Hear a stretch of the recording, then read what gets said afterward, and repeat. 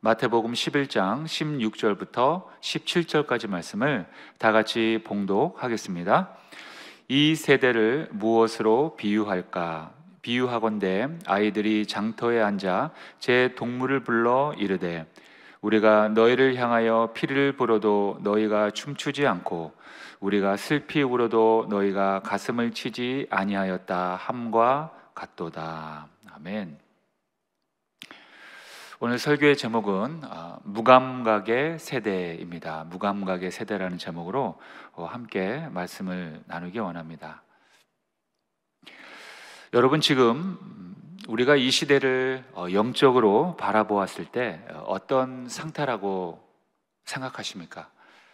다시 말하면 이 세상은 지금 복음에 관하여 어떻게 반응하고 있냐고 질문을 하는 겁니다. 결론부터 말씀드리자면 이 세상은 여전히 복음에 무관심합니다. 아무리 복음을 외쳐도 무관심하며 하나님은 필요 없다는 것이 이 세상의 주장입니다. 사람의 문화에 대해서 그 문화 속에서 그 사람들의 가치관, 모든 생각들이 들어가 있습니다. 그렇다면 인간에게 있어서 가장 중요한 문화적인 그러한 표식이 무엇이 있겠습니까? 결혼식과 장례식입니다. 그 가운데에서 그 문화의 방식을 보았을 때 하나님이 과연 그 속에 있는가? 그것을 관찰한다면은 그 시대상의 그 사람들이 어떤 방식으로 살아가고 있는가를 정말 잘 정확하게 볼 수 있는 그런 표대가 됩니다. 오늘 읽었던 본문을 보면 아이들이 피를 불며 즐거운 노래를 부르고 있어도 친구들은 함께 즐거워하지 않는 그런 모습을 볼 수 있습니다. 그리고 또한 아이들이 울면서 눈물을 흘리고 있는데 또 친구들은 함께 슬퍼하지 않는 모습을 보고 있습니다. 이 이야기에 등장하는 친구들은 상대의 기쁨이나 슬픔에 함께하지 않는다는 것입니다. 즉 무감각한 반응을 보인다는 것입니다. 친구들이 피리를 불며 기뻐 외쳐도 기뻐하지 않고 있습니다. 친구들이 슬픔에 젖어 울고 있는데도 함께 울지 않고 있다는 것입니다. 그렇다면 예수님께서는 이 비유를 통해서 우리에게 무엇을 말씀하고 계시는 것일까요? 그것은 오늘날에도 많은 사람들이 아무리 복음을 외쳐도 무감각한 채 살아가고 있다는 것을 책망하고 있다는 것입니다. 즉 우리가 죄의 노예로 살아가고 있다는 것, 그래서 우리는 누구나 한번 죽고 죽음 이후에 심판이 기다리고 있다는 것, 그래서 우리는 죄로부터 구원을 받아야 한다는 것, 그런데 예수께서 우리를 죄로부터 구원해 주시는 그리스도, 즉 구원자라는 사실, 이러한 복음의 내용에 대해서 아무리 외쳐도 무감각하다는 것입니다. 그래서 사람들은 죄를 짓고도 부끄러워하지 않고 여전히 우상을 섬기며 살고 있습니다. 결국 하나님과의 그 관계가 끊어진 채 멸망의 길로 지금 걸어가고 있다는 것입니다. 그런데 우리 그리스도인들도 무감각한 것은 마찬가지입니다.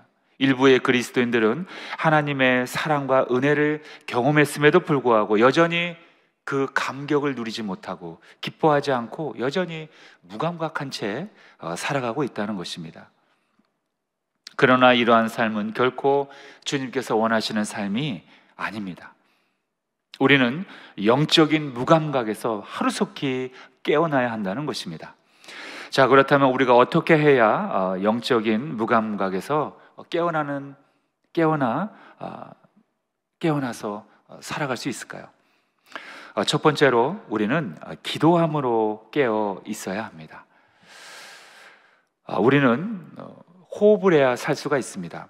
우리가 마시는 공기 중에서 산소의 농도가 18% 이하로 떨어지면은 산소가 부족해서 질식한다고 합니다. 그만큼 우리는 산소를 통해서 호흡이 안 되면은 생존할 수 없다는 것입니다. 그런데 우리의 영혼도 마찬가지라는 겁니다. 우리의 영혼도 당연히 호흡을 해야 살 수가 있는 것입니다. 이 말은 우리의 영혼은 하나님과 연결이 되어져서 있어야, 연결되어 있어야 살 수 있다는 것입니다. 왜냐하면 하나님께서 우리에게 영혼을 주신 분이기 때문이라는 것입니다. 그렇다면 우리는 하나님과 어떻게 연결이 될 수 있을까요? 그 방법이 바로 기도라는 것입니다. 기도해야 우리의 영이 잠들지 않고 깨어 있을 수 있다는 것입니다. 그래서 주님께서도 우리에게 항상 기도하며 깨어 있으라고 말씀하셨던 것입니다.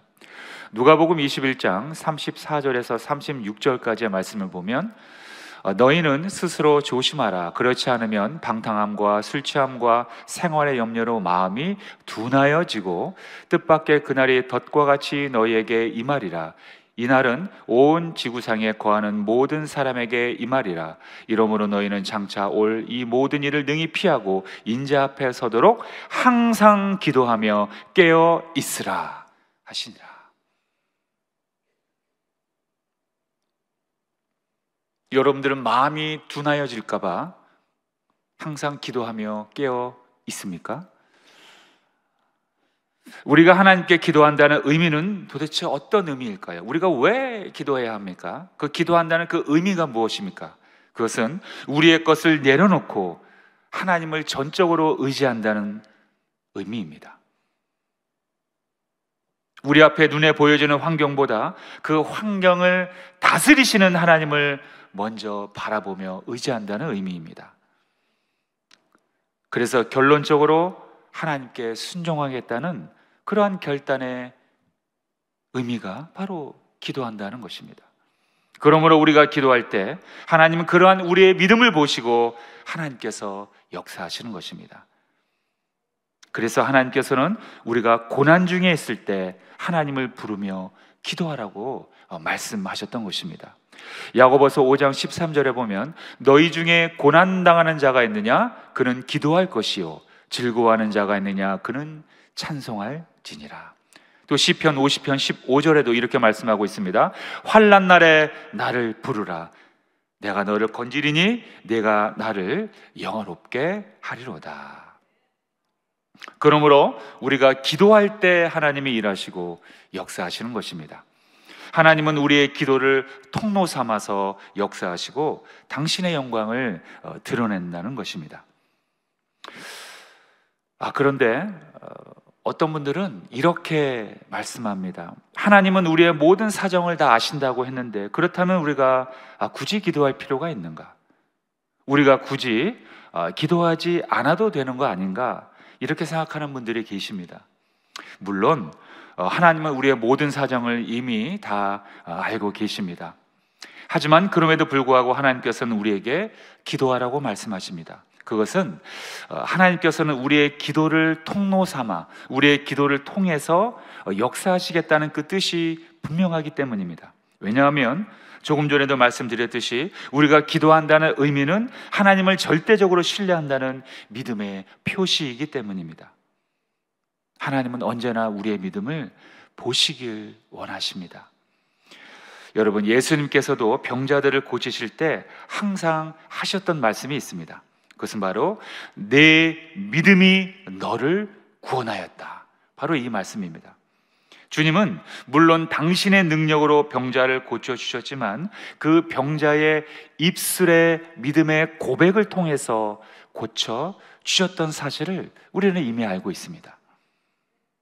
여러분, 하나님은 우리의 모든 사정을 물론 이미 다 알고 계십니다.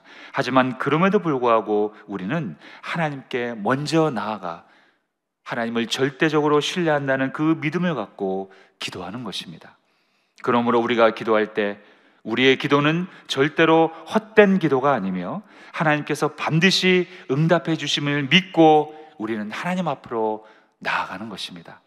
마태복음 7장 7절 구하라 그리하면 너희에게 주실 것이요 찾으라 그리하면 찾아낼 것이요 문을 두드리라 그리하면 너희에게 열릴 것이니. 또한 마태복음 21장 22절에 보면 너희가 기도할 때 무엇이든지 믿고 구하는 것은 다 받으리라 하시니라. 여러분, 이렇게 믿음을 갖고 하나님 앞에 기도할 때 여러분들이 구하는 모든 것들이 하나님 앞에 선한 열매로 맺혀지실 줄 예수님의 이름으로 축원드립니다. 물론 우리가 기도할 때 때로는 응답이 오지 않는 경우도 물론 있긴 있습니다. 하지만 하나님은 우리가 그분의 뜻대로 구할 때 우리가 구한 것을 분명히 주시겠다고 약속하셨습니다.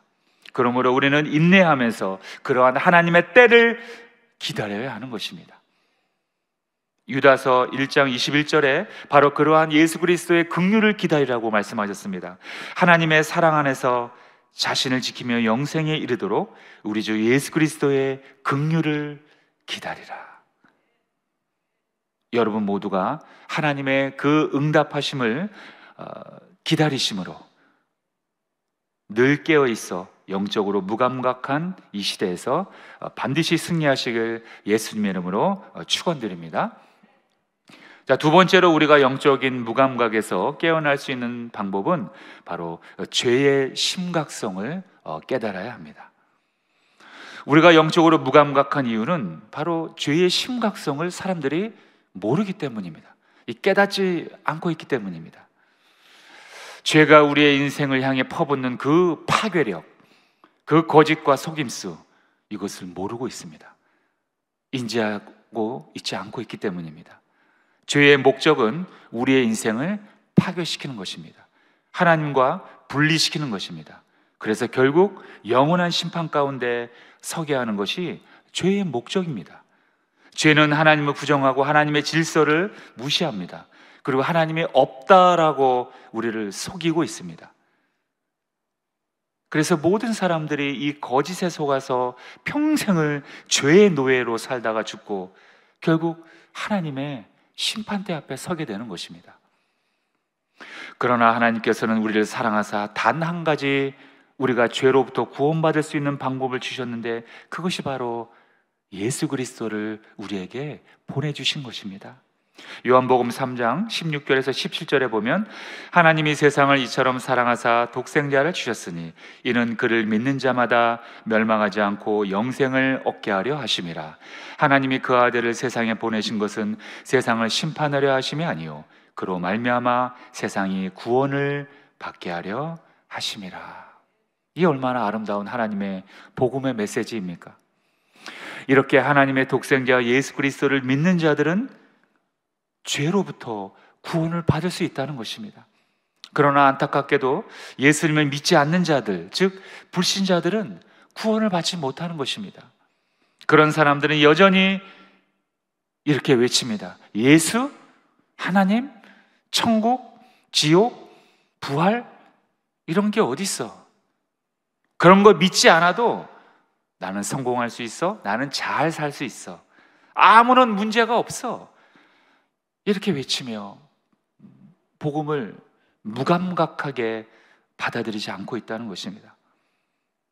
그러나 예수님께서는 분명히 말씀하셨습니다. 요한복음 14장 6절에 보니까 내가 곧 길이요 진리요 생명이니 나로 말미암지 않고는 아버지께로 올 자가 없느니라. 즉 예수님은 당신만이 구원으로 인도하는 유일한 길임을 우리에게 이렇게 분명하게 말씀하고 계시는 것입니다. 어떤 분들은 여전히 이렇게 얘기합니다. 꼭 예수를 믿어야 죄로부터 구원받을 수 있는가? 그리고 또 이렇게 얘기합니다. 예수를 믿지 않는 것이 왜 이렇게 큰 죄인가? 뭐 그렇게 큰 죄가 된단 말인가? 그냥 착하게 살면 되는 거 아닌가? 여러분, 죄란 누구를 향해 죄를 짓느냐에 따라서 그 무게가 달라지는 것입니다. 우리가 벌레 한 마리를 밟아 죽인 것과 사람을 죽인 것과 비교가 됩니까? 우리가 실수로 벌레 한 마리를 죽였어요. 그런데 또 사람을 죽였어요. 그것이 비교가 될 수 있습니까? 그 죄의 무게가 비교가 될 수 있습니까? 이렇게 죄라는 것은 그 죄를 지은 대상이 누구냐에 따라서 형벌이 달라지는 것입니다. 그러므로 우리가 하나님을 향해 죄를 짓는 것, 하나님을 거역하는 것, 하나님을 믿지 않는 것, 하나님의 사랑을 거부하는 것, 이것은 하나님의 존엄성을 거부하는 것이므로 이 세상의 그 어떤 죄보다 가장 무서운 죄입니다. 가장 무거운 죄가 된다는 것입니다. 그래서 그러한 자들은 무한한 책임을 져야 한다는 것입니다. 그러므로 죄의 본질은 하나님이 보내주신 우리의 구원자 예수 그리스도를 믿지 않는 것, 그의 사랑을 거부하는 것, 그것이 바로 죄의 본질이 되는 것입니다. 그래서 예수님께서는 이렇게 말씀하셨습니다. 요한복음 16장 9절에 보니까 죄에 대하여 하라 함은 그들이 나를 믿지 아니하며. 예수 그리스도를 믿지 않는 것은 하나님의 사랑을 거부하는 것입니다. 그것이 가장 큰 죄가 된다는 것입니다.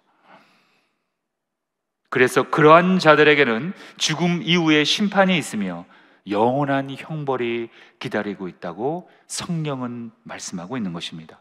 히브리서 9장 27절, 한 번 죽는 것은 사람에게 정해진 것이요 그 후에는 심판이 있으리니. 그래서 우리는 육신의 죽음 이후에도 심판을 받아 불신자들은 영원한 형벌을 지옥에서 받게 된다는 것입니다. 그런데 또한 어떤 사람들은 또 이렇게 말하면서 하나님을 조롱합니다. 하나님은 사랑이시라며 왜 지옥을 만들었는가?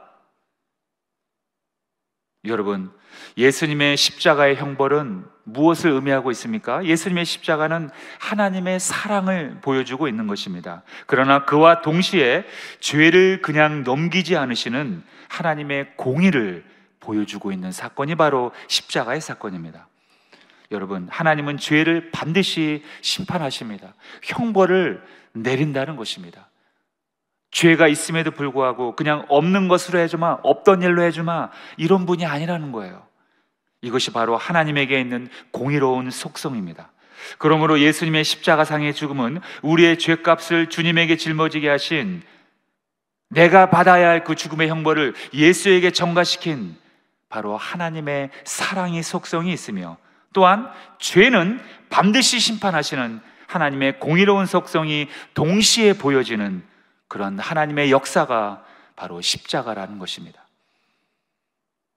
예수님께서는 하나님의 나라, 즉 천국을 엄청나게 많이 말씀하셨습니다. 그러나 그와 동시에 지옥에 대해서도 엄청나게 많은 말씀을 하셨습니다. 왜일까요? 왜 천국만 말씀하시지 왜 지옥에 관해서도 말씀하셨을까요? 그것은 지옥은 실제로 존재하는 그러한 장소이기 때문입니다. 어떤 상징적인 개념이 아니라는 거예요.